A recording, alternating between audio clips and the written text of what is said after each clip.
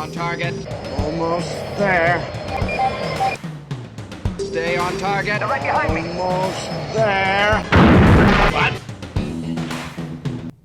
Hello and welcome to this edition of Yakima On Target. I'm your host, Sean Davido, and today I'm joined by Steve Groom, the City of Yakima's Finance Director. Sean, thank you for having me. Thank you for joining me today.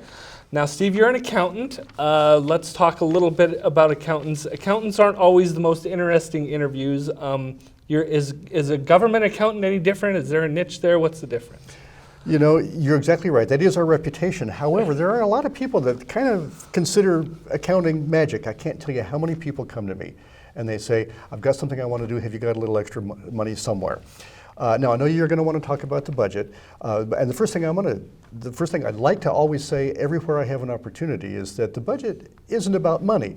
And I hope that sounds odd coming from the finance guy, but I'm recognizing that a budget is about priorities. It's about the services the city deliver.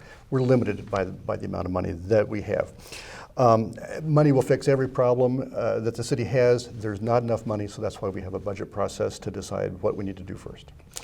Now, explain the city's budget process. The city's required to have a balanced budget every year, correct? It is, and that's by law. Mm-hmm. We can't spend more than we have, and the city budgets are incredibly complex. We have over 70 funds, and every city in America has to handle all manner of contingencies. There could be natural disasters, there could be public safety events, there could be weather events, and we can't forecast all of that in advance. But think about what we do at home. What we do at home is first we figure out how much money we're going to make next year. 12 months worth of income. City's no different. And then the next thing we do is we say, okay, what's the most important thing we have to do? Are we saving up for a car or a refrigerator? What are the long-term things we have to do, and what do we have to fit in every month? City's the same thing, and we do that for all 70 funds. Now, what is the outlook? What are we looking at for 2020? It's kind of fluid, like you're talking about. It's a fluid number, right? It is. Funny thing about forecasting, we're probably 100% wrong on every forecast we've made. So the budget is going to be obsolete as soon as it's printed, and yet what do we do all year long? And we do it in our personal lives as well. Whatever arises, whatever pops up, we just course correct. The city's got 300 miles of street, 800 cars, and so we have an idea of what we need to do every year, year over year. And so next year's budget is going to look an awful lot like the previous year because we've got obligations, and so we're trying to pretty much stick to the basics. Right. Explain the difference between the general fund, and you said there's 70 funds. I did. General fund is the largest, correct? Well, let's put it this way. Go ahead and explain. But I'm glad you asked. Yeah. The general fund gets the most focus because it's the Right. hardest one to balance. The reason that there is every other fund is because when we get money, whether it's for water or refuse or transit or debt, each one of those funds is restricted for a certain purpose. So the money coming in has to be matched with whatever it's for. Right. And whatever's left is one way to put it, but the general fund can do anything else. The general fund is unrestricted. Now, general fund is where you've got police, fire, parks, streets. Those are pretty basic services, and yet that is generally the tightest budget that there is because there's so many demands on it. And so we try to take care of all of the other funds, make sure that they're being appropriately budgeted, forecasted, and the spending's being planned. And then the general fund gets the most attention. And the city has been really struggling to build up the reserves for the general fund, and that gets a lot of attention. Now, in trying to build up those reserves, there's a couple ways that you've been talking about. The ad valorem property tax and the Levy Lid Lift. Can you explain some of that to us? You bet. Two different topics.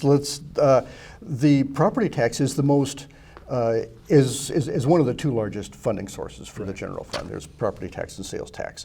The Washington. Now I've worked in 3 different states. I learned California property tax, I learned Texas property tax, and now I'm learning Washington's property tax. And the Washington structure, the property tax system, it's very interesting.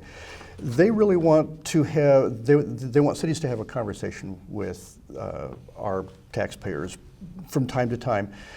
The way that they do that is they cap the amount that the property tax revenue can increase every year. They cap it 1% of existing property, or existing property can only increase 1%.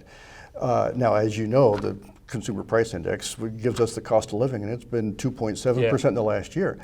So that means considerably higher. right. So the cost of our materials, street materials, the cost of employee salaries and benefits, that goes up more than 1%. Right. So from time to time, there's this mechanism that you mentioned called a Levy Lid Lift, Right. and that allows us to ask the voters, you know, the revenue hasn't been going up as much as the cost of our services. Might it be time to reset that rate? And so that's what the Lid Lift does. That asks the voters if they agree that the services that we're being able to provide that continue to be squeezed would a reset on the tax rate enable us. Now, it wouldn't be to do new services. It'd just that would just allow us to catch up on some of the things that have been squeezed year over year. And do what we do already even a little better. Yes.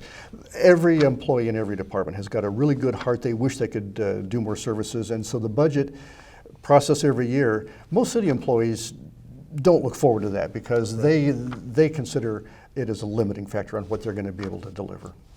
Now let's talk about the reserve. This would help build up our reserve. What is the importance of having a solid reserve, and where should the reserve be at? Great question. And I'm going to use our parallel to our personal lives.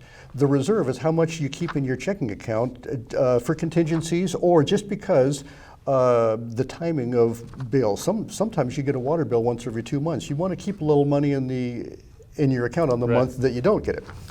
So City Council has gone through a little bit of a policy analysis, as every city does. And the rule of thumb for most cities is you want to keep 2 months of your annual expenses in reserve. And in prior years, this city has really struggled to be able to do that. And for good reason, because as you can imagine, when we have a snow event, it's not an option. We have to go ahead and deal with that. And sometimes we go to council and we say, you know, the budget wasn't quite enough. We want to draw from our reserves. And in past years, there have been legitimate reasons.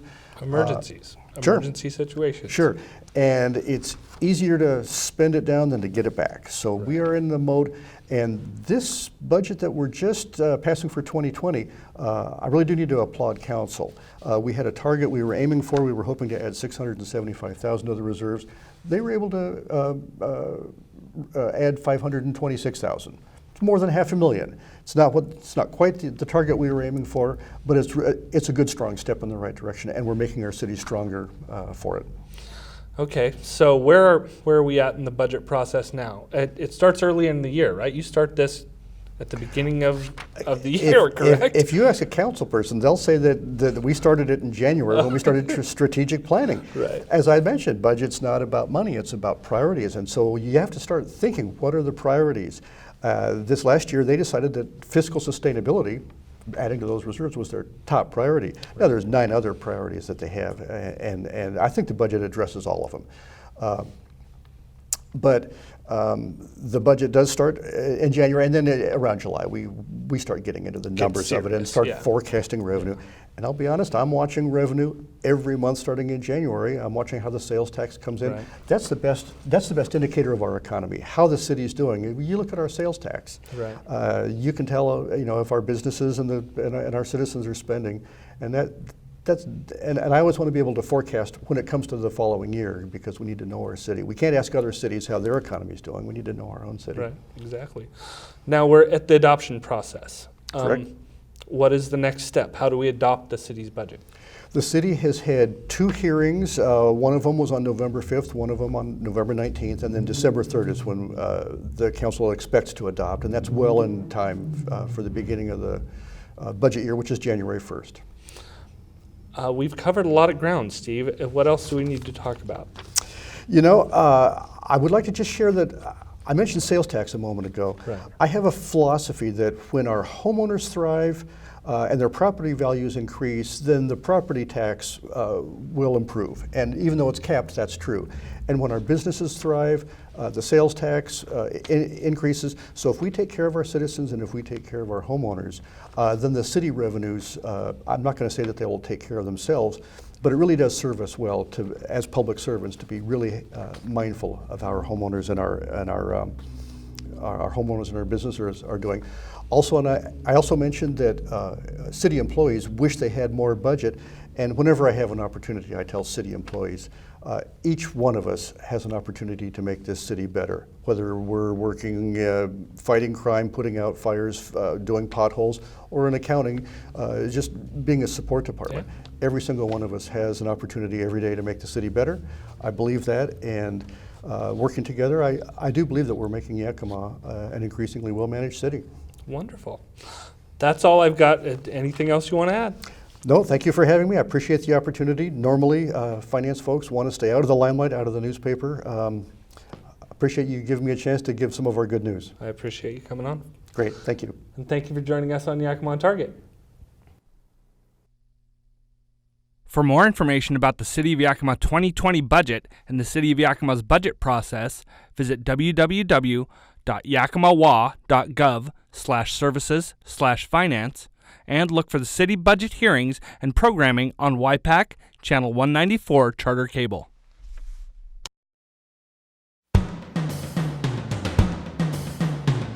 Stay on target. Almost there. Stay on target. Almost there. What? For more information on YPAC programming, please call 575-6092.